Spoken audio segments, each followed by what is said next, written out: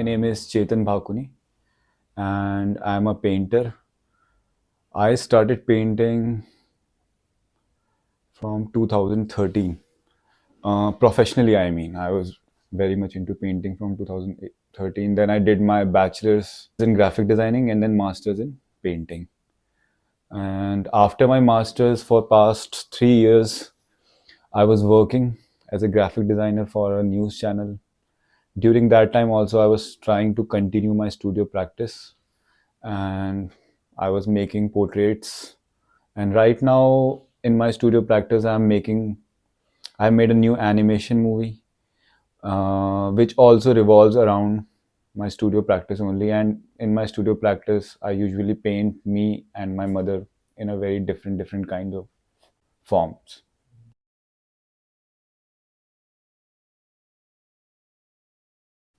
मैं बहुत अलग एम से बैचलर्स करने गया था. I wanted to be a cartoonist. I wanted to be an illustrator. I had that kind of a thing in my mind. But when I went there, I remember there was this aesthetics lecture on Kant, Immanuel Kant, on theory of beauty. I was very moved. I'll be very honest, मुझे कुछ समझ में नहीं आया उस theory के बारे में. It's a very intricate theory, and the book which he was quoting, the critique of pure judgment, all those kind of things, मुझे कुछ समझ नहीं आया. बट एक चीज़ मुझे समझ में आई कि I don't want to become a cartoonist. I don't want to come into a field जिसमें कुछ ऐसा एक पर्पस हो. ग्राफिक डिज़ाइनिंग, एनिमेशन, ये सब बहुत एक मार्केटिंग ओरिएंटेड चीज़ें हैं. इनका एक पर्पस होता है इन शॉर्ट. और सर ने जिस तरीके से एस्थेटिक्स में हमको समझाया कि जो आर्ट है, जो ट्रू आर्ट है, it shouldn't serve a purpose like, है ना, जैसे ट्राइपॉड का काम है फ़ोन को या अपने कैमरे को अपनी जगह पे रखना. तो art shouldn't do that kind of a thing. उसके लिए ऑलरेडी इस दुनिया में बहुत चीज़ें बनी हैं. वहाँ से मैंने डिसाइड किया कि यार जो चीज़ बैचलर्स में सबसे अच्छी हुई यही हुई कि मेरे को ये समझ में आ गया कि यार मेरे को ना पेंटिंग करनी है. But unfortunately I was in second year at that time. I couldn't switch my field. Then I decided that I will do my painting, but not from India. And thankfully the college which I chose, उसमें ये था कि आपको कोई assignment ही नहीं मिलता है. जब मैं गया फर्स्ट उन्होंने बोला कि चेतन आप पूरे साल में एक पेंटिंग बनाओ, कोई दिक्कत नहीं है, हम सिर्फ उसी पेंटिंग पे आपको जज करेंगे, हम बस क्रिटिक करेंगे. तो मुझे बड़ा अच्छा लगा, उन बहुत ही डिफरेंट. और उस टाइम पे मैंने सबसे ज़्यादा सीखा हमारे जो डीन थे पेंटिंग के, कॉर्नर मैग्रेडी, उनके साथ बात करके. तो यूजुअली हर वीक में मेरे को उनसे मिलना होता था because he was the person who was the head of painting department. उन कॉन्वर्जेशंस के थ्रू ही मैंने रियलाइज़ किया, उन्होंने मेरे को समझाया कैसे मेरी मदर और मेरी रिलेशनशिप बहुत यूनिक एक्सपीरियंस है अपने आप में.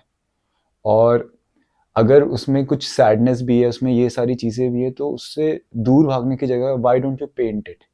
May be content of the painting is sad, but there are lot of other psychological aspects related to that painting. Maybe कोई आए और उसको कलर बहुत अच्छे लगे आपके पेंटिंग के, उनको समझ ही नहीं आए कि ये क्या बात चल रही है माँ बेटे के बारे में. So this is the kind of thing he told me, that you should not try to escape from what you have, from your history.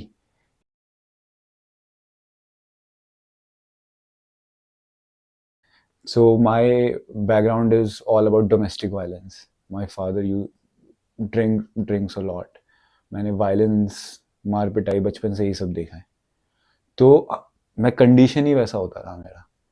And मेरी मदर को डिप्रेशन पहले भी हुआ था. और उसके बाद आर्ट के लिए ये था कि हमारे सामने ये सिचुएशन रखी गई थी कि या तो तुम बहुत अच्छी पढ़ाई कर लो, और पढ़ाई में मैं था नहीं अच्छा बहुत, या तो आप जो भी कर रहे हो उसको बहुत अच्छे से करो.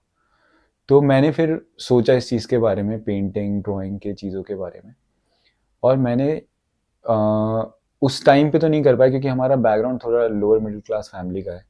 क्योंकि उसमें वही बात चलती है कि आपको साइंस स्ट्रीम लेनी है, पेंटिंग करने से क्या होता है. तो मेरे फादर बहुत अगेंस्ट थे इसके. बट मदर बोलती थी कि तुम बनाओ, बनाते रहो, धीरे धीरे देखो क्या पता तुम्हें लाइफ अपॉर्चुनिटी दे. फिर लाइफ ने कभी दिया नहीं अपॉर्चुनिटी, तो मैंने ज़बरदस्ती खुद सब कुछ छोड़ के 2013 में सोचा कि अब मैं सब छोड़ देता हूँ और मैं इस पे फोकस करता हूँ, पेंटिंग. तो वहाँ से भी मेरी मदर बहुत डिप्रेस होने लग गई थी. क्योंकि आर्ट, खासकर इंडिया जैसी कंट्री में, इंडिया में क्या, मैं तो बाहर भी देखा है, हर जगह आर्ट को लेके बहुत स्ट्रगल है। डिफरेंट टाइप का होगा लेकिन है स्ट्रगल ही। तो मेरी मदर को डिप्रेशन की दिक्कत होने लग गई थी और उन्हें रात को नींद नहीं आती थी। तो ये सारी चीज़ें बहुत पहले से हो रही थी। मैं अपनी मदर से बहुत ज़्यादा बातें करता था। मेरी मम्मी मेरे से यही पूछती थी कि चेतन, आर्ट में इतना स्ट्रगल होता है, तू कैसे करेगा। मैं मम्मी को अपनी विंसेंट वैन गो की कहानी बता देता था, हमारा क्या स्ट्रगल है, उसको वो देखो उसने क्या क्या किया है। तो वहाँ से ये सीरीज ऑफ इवेंट स्टार्ट हुए। मेरी मदर का डिप्रेशन आना, फिर मैं आयरलैंड गया। मैं आयरलैंड में भी मेरे पास बहुत अच्छी फंडिंग नहीं थी, मैं लोन लेके आयरलैंड ये सब गया था। वहाँ पे भी मैं कुछ टाइम होमलेस रहा। मैंने इस टाइप की चीज़ें भी देखी। तो मेरी मदर उससे और डिप्रेस हो गई कि तू इतना स्ट्रगल कर क्यों रहा है। इससे जहाँ तक डील करने की बात है, जैसा मैंने आपको बताया, मेरी जो हिस्ट्री ऐसी रही है कि हम कंडीशन ऐसे हो गए बिल्कुल पत्थर दिल। और वैसे तो मैं नहीं मानता कि आर्टिस्ट लोग पत्थर दिल होते हैं, वैसे बेकी मे बी मैं बाहर से नज़र आता है और मैं शायद उसे एक्सप्रेस नहीं कर पाता हूँ उस लेवल पे। लेकिन मेरी आर्ट के थ्रू ये कोशिश रहती है कि मैं उस चीज़ से थोड़ा सा ऊपर आ जाऊँ। और अब मदर तो है नहीं जिससे हम बात कर सकते हैं, क्योंकि मैं अपने आर्ट के बारे में सबसे ज़्यादा अपनी मदर से ही बात करता था और सबसे ज़्यादा इंटरेस्ट भी मेरी मदर ने लिया है। कुछ पेंटिंग बनाते तो बोलते थे अरे इसमें कुछ नाक टेढ़ी लग रही है, या ये कुछ गलत लग रहा है, कुछ गलत लग रहा है, इसे सही कर ले, इस कलर में मज़ा नहीं आ रहा है। अब वो कॉन्वर्जेसन है नहीं।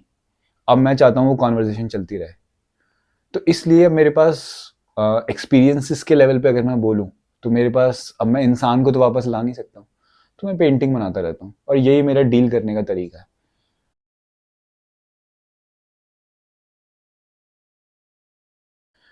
मैंने जो एक्सपेरिमेंटेशन में मैंने रिसेंटली ट्राई किया था, कि उसके भी रीजन है अपने। मेरे पास पहले स्टूडियो हुआ करता था, तो मैं बहुत, मेरे को ह्यूज काम बनाने पसंद है। बट अब स्टूडियो तो है नहीं मेरे पास। तो मैंने ये तरीका निकाला कि मैंने एक पजल्स की तरह अपनी पेंटिंग को बनाना शुरू किया। बहुत सारे छोटे छोटे पीसेस में एक पूरे कॉम्पोजिशन को बनाना स्टार्ट किया। उससे मैं बड़ी पेंटिंग्स बनाने लग गया। और कहीं ना कहीं फिर मुझे वो शुरुआत ऐसे हुई, रीज़न ये था।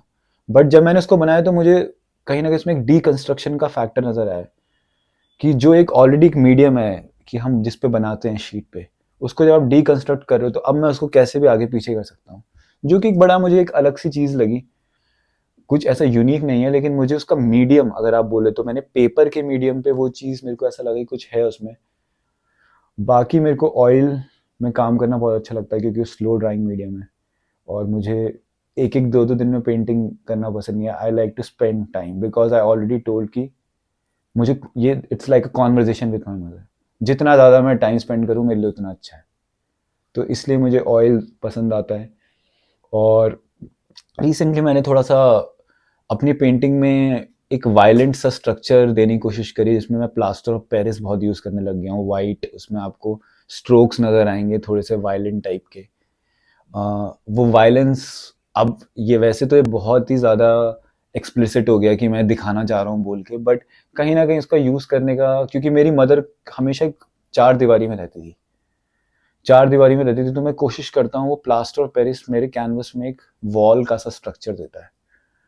और उसमें जो मार्क मेकिंग है, वो जो जो वायलेंट स्ट्रोक्स हैं, वो ऐसा लगता है कि किसी के यहाँ कुछ हो रहा है। वो क्या हो रहा है वो तो किसी को नहीं पता है, लेकिन कुछ, बस ये मेरा एक आइडिया रहता है उसमें।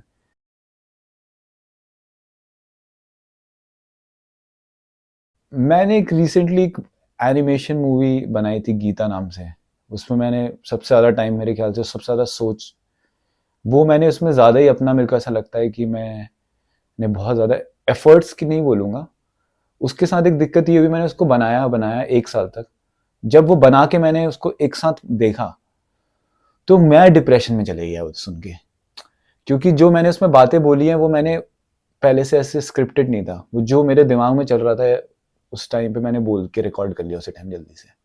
पर जब मैंने उसको सुना, तो मुझे बड़ा ही अजीब सा लगा। काफ़ी लोगों को, सच बात बोलूँ तो, सैड लग सकता है, जो भी अपना अपना आउटलुक है देखने का। बट मुझे वो अजीब सा लगा बड़ा ही, और मुझे वो काम बहुत अच्छा लगा अपना। और अभी करंटली वही जो सबसे रीसेंट प्रोजेक्ट था मेरा, जो इसमें मैं बोलूँगा जिसमें मैंने काफ़ी एक्सपेरिमेंटेशन करी, और मैं शायद उसको कुछ फिल्म फेस्टिवल्स में ट्राई करूँगा पार्टिसिपेट करने की। इंडिपेंडेंटली तो मैं इतना अभी एफर्ट्स नहीं डालता हूँ। सच तो ये है कि मैंने सब कुछ छोड़ दिया था अपनी मदर के जाने के बाद। पेंटिंग करना भी छोड़ दिया था। अभी मैं फिर से पेंटिंग करने लग गया हूँ वापस, बुक्स भी पढ़नी मैंने स्टार्ट कर दी है। मैं इसी चीज़ से खुश हूँ। अभी मेरा करंट स्टेट माइंड का ये है कि मैं बस पेंटिंग बना लूँ जैसे तैसे, मतलब मेरी कॉन्वर्जेशन ना रुक जाए, क्योंकि एग्जीबिशन होना ना होना ये बहुत एक्सटर्नल फैक्टर्स हैं, इसमें बहुत सारी चीज़ें हैं, वो मेरे हाथ पे बहुत कम चीज़ें हैं उसमें, बट वो कॉन्वर्जेशंस को कंटिन्यू करना भी मेरे लिए ज़्यादा इंपॉर्टेंट है, तो मैं बस बनाता रहता हूँ।